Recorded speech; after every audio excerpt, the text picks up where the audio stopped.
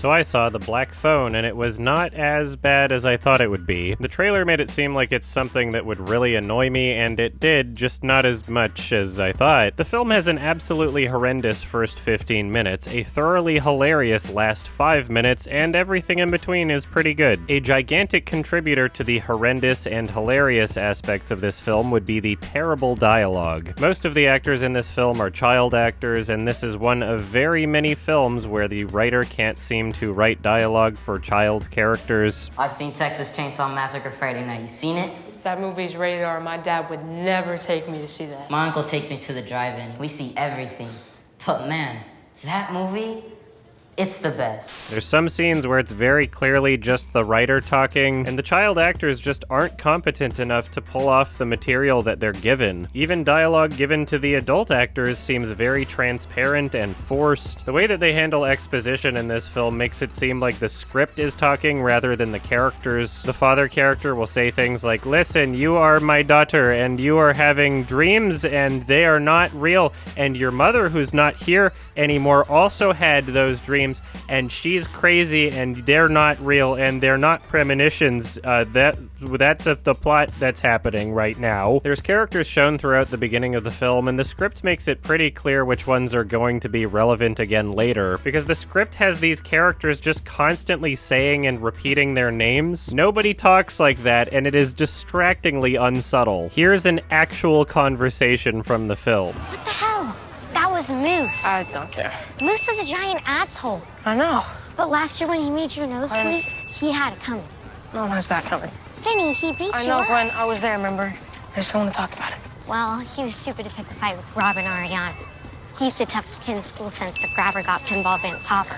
I wish you wouldn't call him that. Everyone called him Pinball Vance. Nobody talks like that. It's a very unsubtle film, and because of this, it often feels like it doesn't respect its audience. Even ignoring the dialogue, there are other aspects of this film that I wish were done with a bit more subtlety. At the very end of this same scene, the shot ends with the black van in the background. Wouldn't that have been so much more effective as something you're likely to notice rather than something that's impossible not to notice? The engine sound they added over top was also particularly loud in a theater. So yeah, I guess more of a personal preference compared to the dialogue, but still it felt like there was a missed opportunity there. As the film goes on, the performances get remarkably better, and this is mostly because the actors are given dialogue that allows them to perform. Everyone's acting becomes a lot better when they're given dialogue that isn't just childish, clunky exposition dumps. For child actors, the main two characters are actually pretty good, even if there's giant chunks of the film where the dialogue holds them back. Eventually we get to the main chunk of the film that was shown in the trailers. The main character is trapped in a room because he got kidnapped by the Grabber. The Grabber is a guy that wears a mask, and he's played by Ethan Hawke. And in the room is a black phone, and the kid gets spooky messages. Ring ring, I'm a ghost, oh no. I enjoyed the design of this room. It seems to have taken some inspiration from the Silent Hill games, and for the most part, this main chunk of the film works decently well. The dialogue is not as terribly written, the atmosphere is effective, I like what's happening conceptually. Basically, all of the previous kids that the Grabber murdered are calling the main character on the phone, and they all have memory problems because they're ghosts or something,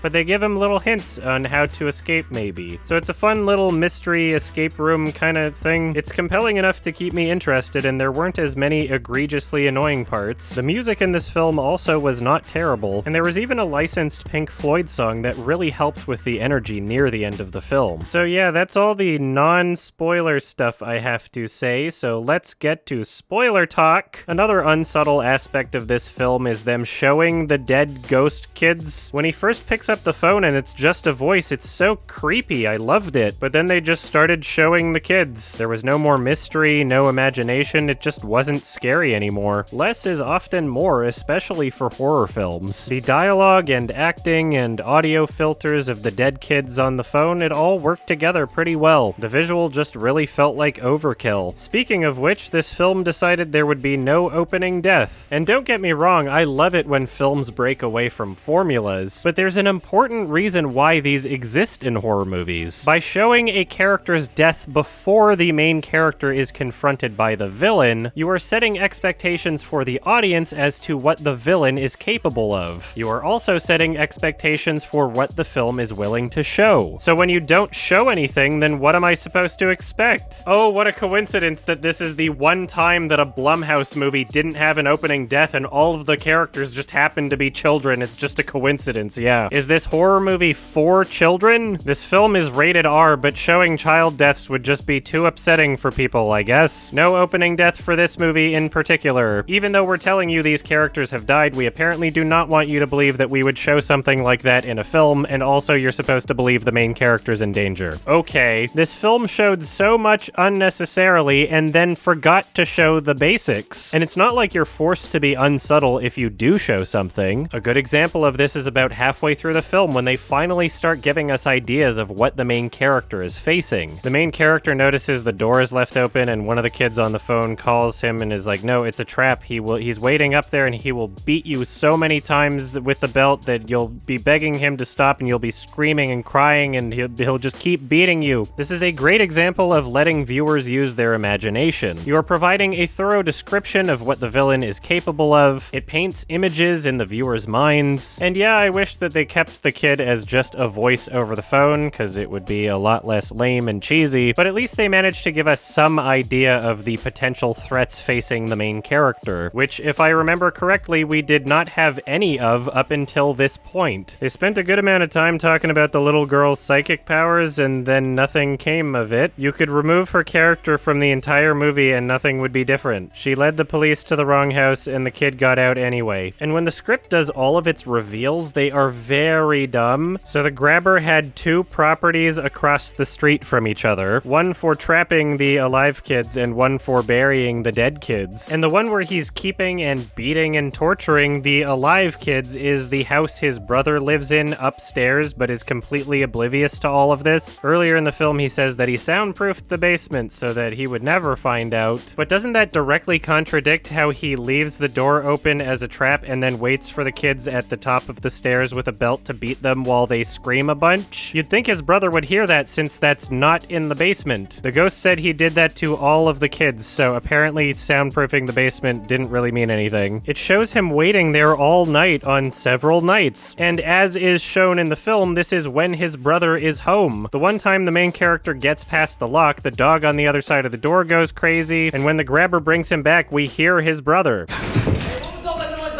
Samson was barking at something. It's nothing. Go back to bed, Max. Why isn't he using the house that his brother is in as the bury the dead kid's house instead? He wouldn't have to worry about these sounds if he just used the other house across the street to keep the alive kids in. What was the point of soundproofing the basement if you're gonna wait at the top of the stairs outside of the basement to start beating the kids? It's very silly, and it was clearly only written this way just so they could have some misdirection at the end. Like, whoa, the cops are showing up. I bet they're about to save him. Wait, they're in the wrong house. Whoa, I didn't realize that. Oh! And when the cops do show up, we get the funniest line in the entire film. They show up at the house and look through the main floor before saying, it's empty. We got the wrong house. Let's go. I guess we don't have anything to do here. Wait!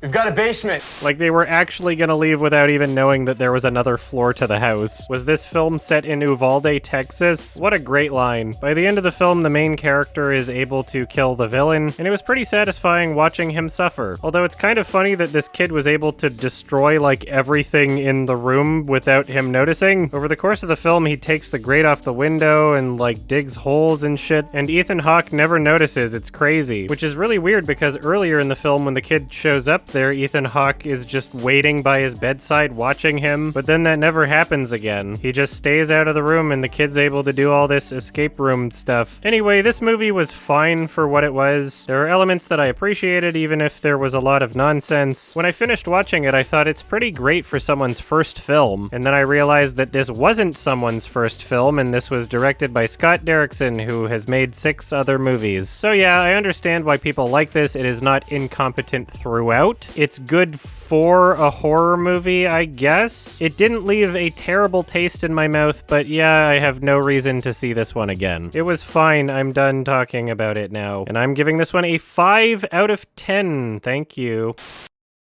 Another film I saw was Crimes of the Future, the new David Cronenberg film, and I have a lot less to say about this because nothing happened. It was not an offensively bad film, it was just very empty. It was ultimately pointless, and it took a long time to say very little. The story exists within a weird science fiction future-type world, but the scope and scale of this film is so incredibly limited that it never really feels like we're a part of the world. I can see some of the ideas that the film has for the world, but it doesn't feel like we're in it. Both plot-wise and visually, it was pretty stale and repetitive. It felt like the film only had a few sets. Pretty much every shot only ever had a few characters in frame. Again, this film isn't offensively bad or anything. All of the basic filmmaking elements were just fine, but it didn't really build to anything. It really felt like the film was missing an entire third act. So yeah, very pointless and forgettable. I barely remember this movie. It was like I watched nothing. And I'm giving this one a 5 out of 10, thank you.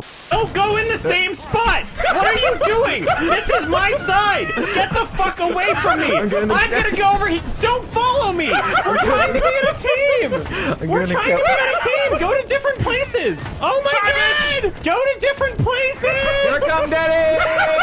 You people I was suck! so close. You people suck so much!